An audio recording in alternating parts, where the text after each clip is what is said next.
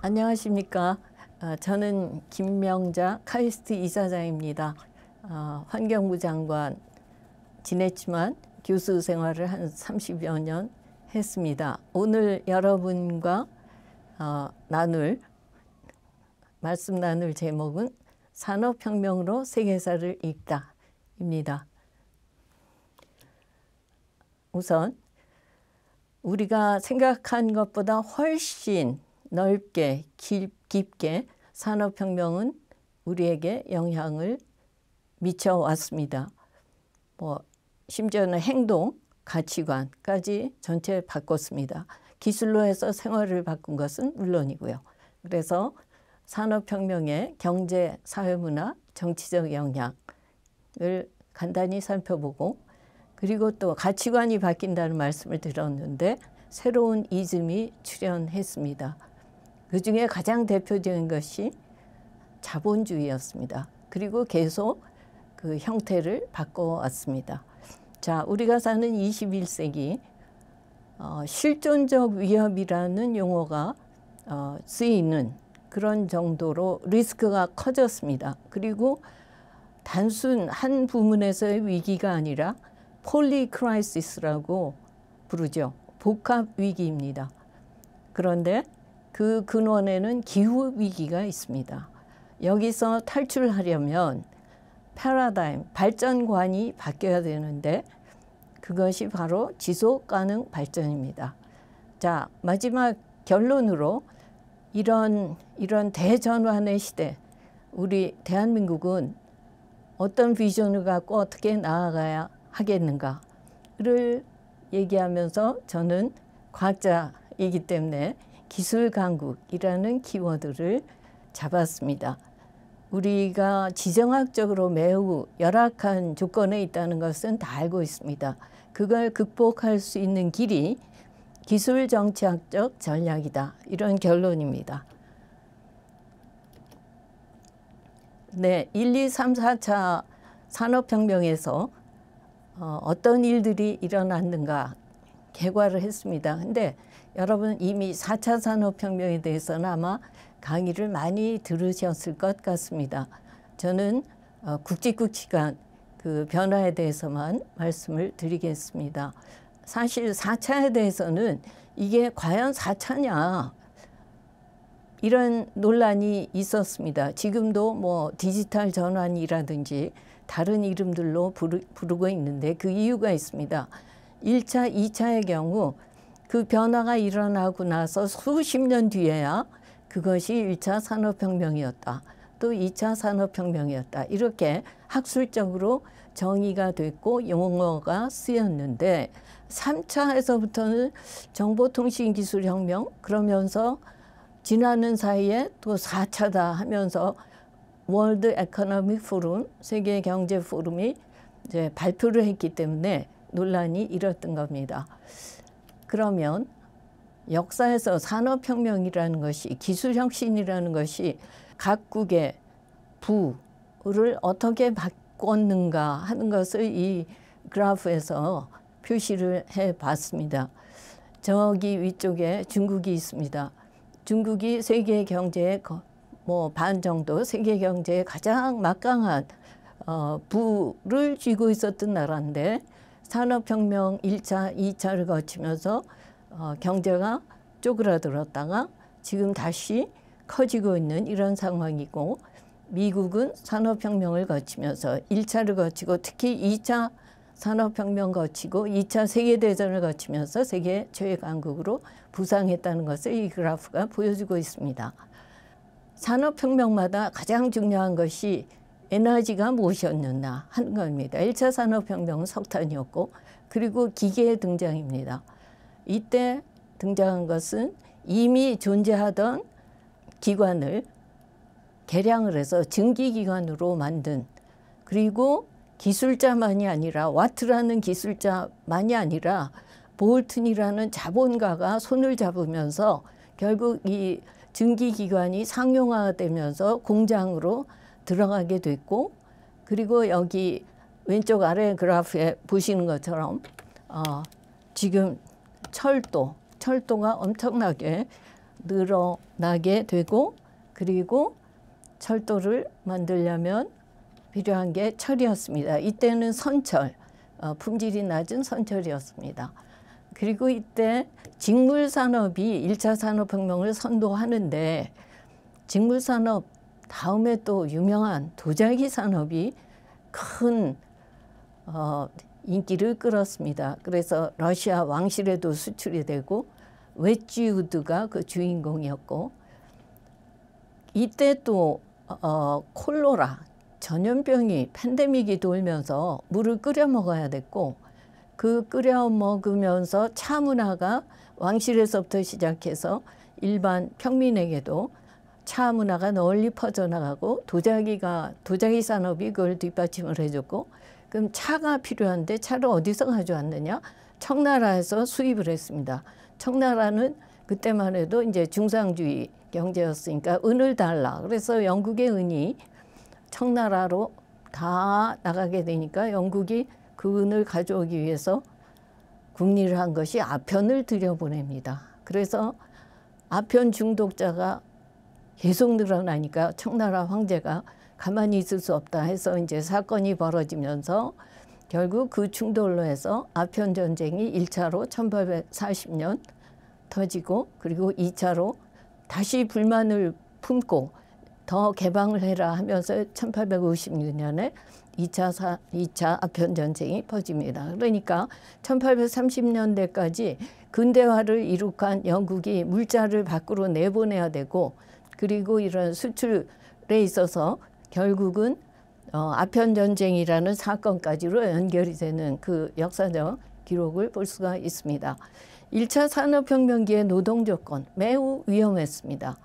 기술이 방금 나타나기 시작했지만 어떤 산업 현장에 안전 프로토콜이 있었던 것도 아니고, 그리고 이제 시골에 살던 농촌에서 농사 짓던 사람들이 도심으로 몰려와서 공장에 취업을 하고, 그렇게 하는 사회 급격한 변화 속에서 결국 노동력은 굉장히 값싸게 쓸 수가 있었고, 어린이, 여성이 고용이 됩니다. 여기 그림에서 보는 바와 같이 저런 상황이었고, 이때 건강에 대한 위험, 이런 것을 경고한 목사님이 나타납니다. 존 웨슬리의 1760년 강의 The Use of Money, 돈의 이용이라는 설교에서 생명을 희생해 돈을 벌어서는 안 되고 건강을 희생해서 돈을 벌어서도 안 된다.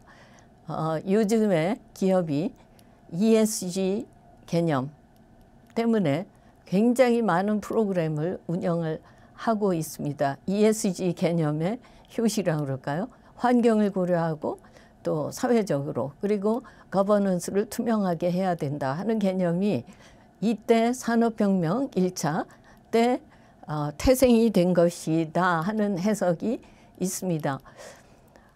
그리고 기계가 인력을 대체하게 되면서 일자리에 큰 변동이 생기게 됩니다. 그리고 이 노동 근로자들이 굉장히 어려움을 많이 겪는 그러한 속에서 그 원인이 기계 때문이다. 기계가 사람 일을 뺏어갔다. 그래서 1811년에 그 기계 파괴 운동, 러다이트 운동이라는 것이 일어납니다. 네드 러드가 주도를 했는데요. 그러면서 폭동, 그런 사태가 되고 이제 결국 이것을 가라앉히기 위해서 이제 사회적인 타협이 이루어지고 하는 과정이 일어납니다. 근데 사실 이것이 기계가 일을 뺏어갔다기보다는 그 나폴레옹 전쟁을 치르느라고 경제가 굉장히 어려워지고 혼란스럽고 하는 과정에서 모두 다 그 고통을 겪고 있었던 것인데 기계 탓이 된 것이죠. 네, 영국에서 왜 산업혁명이 일어났을까? 당시 프랑스가 더 강국이었거든요. 과학도 더 발달했고 그랬는데 왜 영국이었나? 배경을 얘기하고 있습니다. 정치적, 제도적으로 이제 개방 혁신이 이루어지고 있었다. 그리고 시장 경제 분위기였다. 기반이 구축되어 있었다. 프랑스는 교회와 국가의 강력한 간섭, 그래서 혁신과 효율 이것이 진행되기 어려웠다 하는 겁니다. 그리고 1차 산업혁명을 가리켜서 이것을 사회혁명이다 이렇게 규정을 하기도 합니다. 왜냐하면 새로운 기업가 정신, 그러니까 미래의 불확실성에도 불구하고 투자하고 기업을 발전시키는 그러한 그 기업가 정신, 이것이 바로 산업혁명의 동력이었다라고 보는 것입니다. 그래서 그걸 상징하는 걸로 루나 소사이어티라는 것이 1760년대 만들어지는데, 여기에 지도자들은 어떤 생각이었냐면 단순히 과학이 아니고 기술로서 사회를 발전시키고 사람들을 잘 살게 하는데 기여해야 한다 하는 믿음을 갖고 있었습니다. 학술적 연구보다는 과학을 동력으로 해서 사회 발전 그리고 산업 발전에 기여해야 한다. 그래서 이것을 사회혁명의 성격으로 보는 것입니다. 그때 왜 달빛이라는, 왜 달이 들어갔냐 하면 그때는 길거리에 어두웠죠. 깜깜한 밤에 달빛이 가장 밝은 날 무사하게 집으로 돌아가도록 보름달을 기해서 만났다 하는 뜻에서 루나 소사이어티라는 단체가 소수 지도자들에게서 만들어졌습니다. 산업혁명 결과 1인당 GDP가 급성장했다. 그리고 농업 구조가 완전히 무너지면서 이제 공장 체제, 대량 생산 체제로 들어서기 시작을 하고 자본과 노동자의 계급이 출현하게 되고, 그리고 이때 이 움직임이 가장 활발하게 일어났던 글라스고에서 살고 있던 교수 아담 스미스가 바로 우리가 국부론이라고 부르는 책을 써내게 됩니다.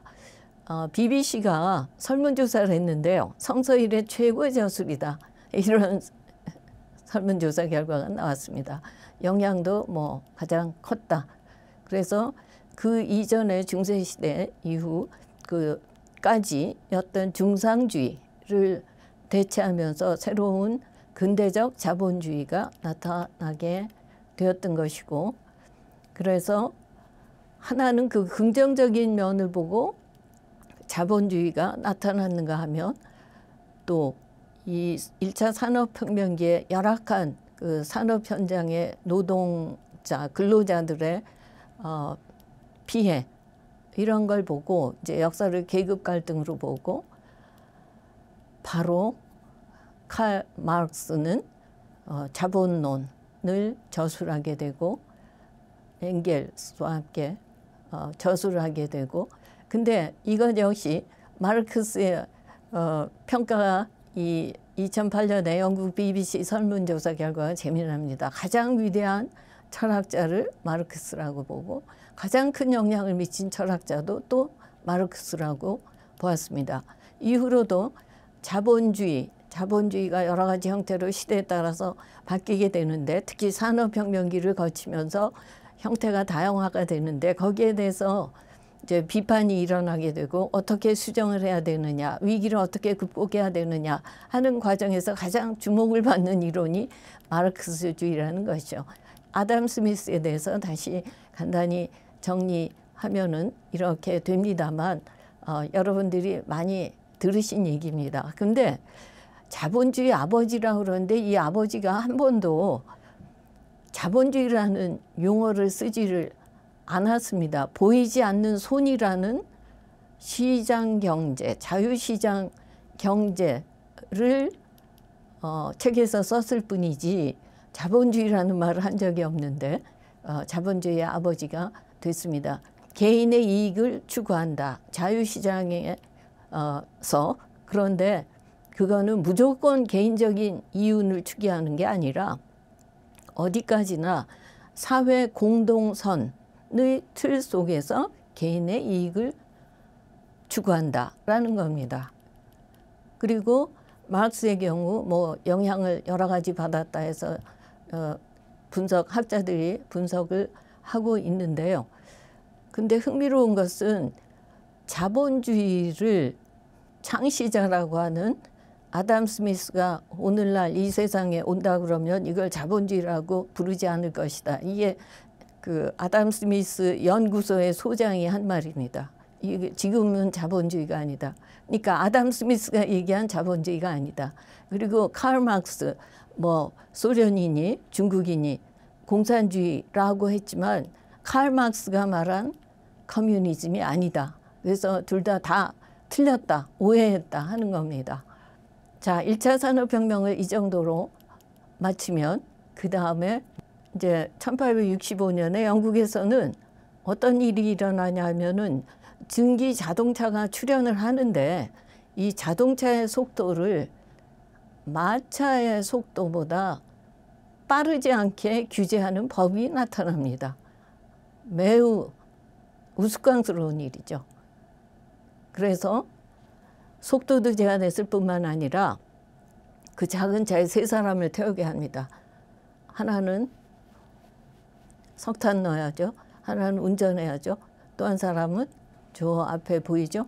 빨간 깃발을 들고 사람들 보고 물러거라 물러거라 이런 법을 1865년에 제정을 하고 이게 수십 년 동안 계속이 됩니다. 그 사이에 2차 산업혁명의 무대는 저 바다 건너 미국으로 넘어갑니다.